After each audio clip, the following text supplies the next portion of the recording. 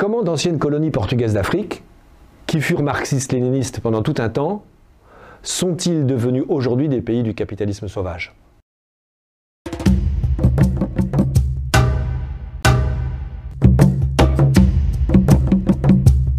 Je m'appelle Michel Cahen et je suis un historien au Centre Les Afriques dans le monde. Je suis en France un des rares historiens de l'Afrique d'ancienne colonisation portugaise. Je suis aussi un analyste politique des pays issus de ces décolonisations, donc les pays africains de langue officielle portugaise. J'ai dû lutter dans ma recherche contre tous ces mythes de la colonisation portugaise.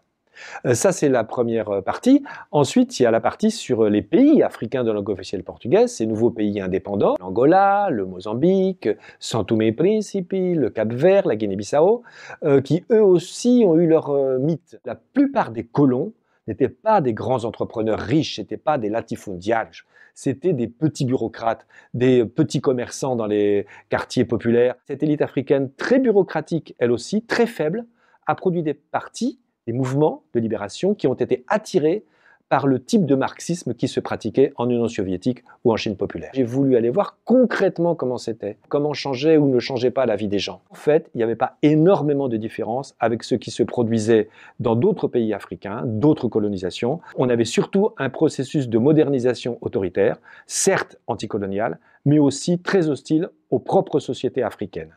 Et donc cela a facilité l'émergence de rébellions qui ont été manipulés par l'Afrique du Sud à l'époque de l'apartheid, mais des rébellions qui quand même avaient beaucoup de soutien pendant la première période après l'indépendance et qui ensuite sont devenus des partis politiques civils.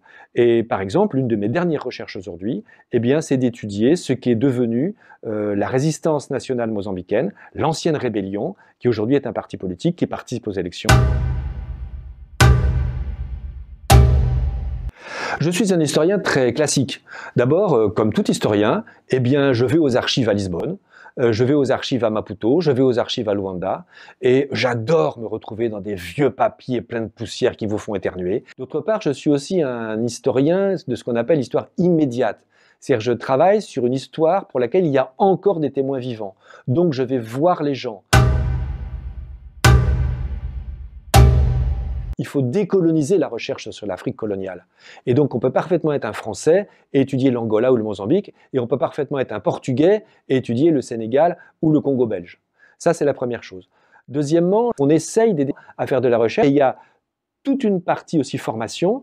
Une partie de mon travail, par exemple, ici, à Sciences Po Bordeaux, ça a été d'attirer chaque année des étudiants du Cap-Vert, de l'Angola et du Mozambique. Et je pense que cette internationalisation de ces étudiants, eh bien, c'est une partie de l'utilité de mon travail.